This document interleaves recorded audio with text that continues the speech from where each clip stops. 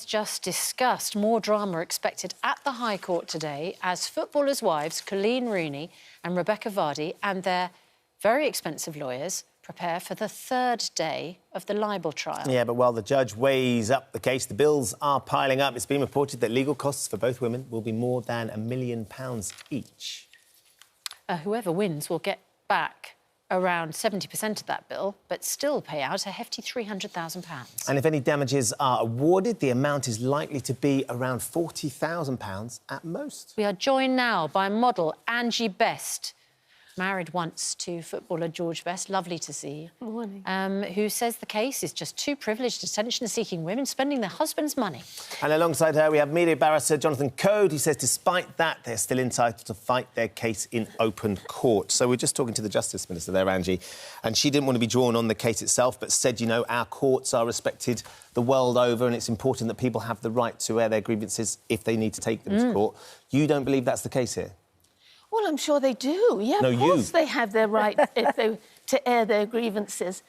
But I just think it's really sad that it's come this far. And if these two girls can't fix it in the playground, you have to go to the headmistress, I suppose. They're fortunate enough to be privileged enough to be able to do this. But I just think their egos have gotten the better of them. Jonathan, a lot of people saying the only people who are benefiting, because, frankly, we are hearing the airing of a lot of dirty laundry in that court case, and the only people who are benefiting are the lawyers. As a lawyer, is that the case? Well, in many ways it is, I regret to say, and I can own up on behalf of us lawyers. It was always a huge risk for Rebekah Vardy because she was going to be very closely cross-examined, and that process was going to bring a lot of dirt out, and that is indeed what's happening. So I fear that as an exercise to protect her reputation, at the moment it's not going very well. Just to establish for us, so Rebekah Vardy is suing Coleen Rooney for libel because, as we all remember, Coleen Rooney issued this statement to say that there were certain stories that she alleged had been leaked by ... Rebekah Vardy's account. And as you say, the key thing about a libel, what is the threshold that has to be proved here? Well, what we do as libel lawyers, we distill out of an allegation what we call the defamatory sting. So defamatory is the key word, isn't it? That's right. It has to have defamed your character or reputation. Absolutely right, Susanna. Now, in the modern law, it has to also cross an additional threshold, which is that it's caused serious harm. And that's one of the things which a court needs to establish. Now, in this case, I don't think there's any doubt because of what has been the pushback. It's an allegation of betrayal.